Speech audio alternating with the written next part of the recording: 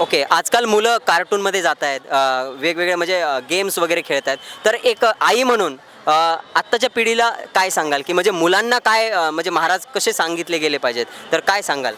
सध्या आधुनिक पिढीनुसार मुलं हे सर्व काही विसरून गेलेत. म्हणजे नुसतं पुस्तकी ज्ञान त्यांना भेटत आहे, की पुस्तकामध्ये इयत्ता 4थीला पूर्ण शिवाजी महाराजांचा इतिहास आहे. मग तो ॲक्च्युली त्यांना ते पुस्तक स्वरूपातच भेटतो. पण जे आपण आता इतर ठिकाणी भेट देतो त्यावेळेस ते ॲक्च्युली त्यांना प्रत्यक्षात ते ज्ञान भेटतं.